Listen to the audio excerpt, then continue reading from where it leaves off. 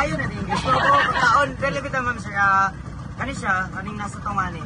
Muna mong ginatawag na vanishing island or a little sandbar. Dinataon niya magbaba. And then, kani siya dali na side. Mupuli siya also mong ginatawag na new planting mangroves. 2017 siya na mango project na dinner o pala.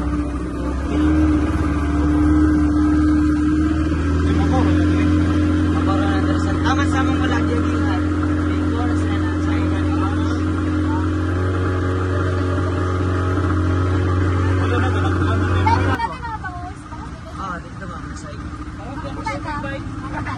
Kanala na na-abandon na karon mo.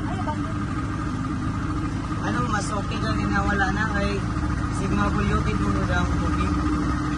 Kaya sa 100% mo na magkaon na lang nila. According to yun, na daw sa 80 to 75 ang percent ang makaon nila. Ang ubanisma drone or enter ang tae nila. Ang siya ko sa mabor. Pre, mabara na kayo siya. Why, ma'am? Hindi nakita, mag-ronggoy na. Nakalek-pakit. Kani, basig na mo yung mga kailang kanang minyo nga wala pa yan. Dira na mo na ginabilin. Ay, para work hard in silent and build your success with others. Kuyawan. Ano bitaw siya, ang level po sa dahon na niya, may level sa tubig pa at high tide.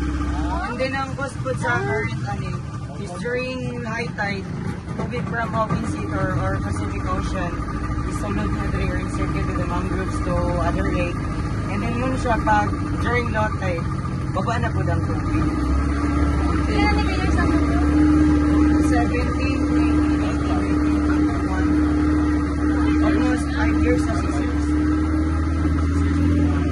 occupy nila tanan sa ulo ng tanong. Ano siya ng tanan ng space. Ang problema lang ang uban is madala mong sila sa current tinig, high tide or low tide nila. And then, ma'am sir, before mo niya magnaok, pag-double check sa inyong mga bulsa kasi may maano lang or something hindi pwede mabasa. Yung chinelas, pag-itangga lang po. Hindi mabasa. Yung feelings, pag-tingi kayo basig maanon. Ako na sa isda. Atik na si sir, masugat. Kinaglahi na yan. Sir, hindi na ako magbaba mo sir. Hindi kaya bumaba. Oo.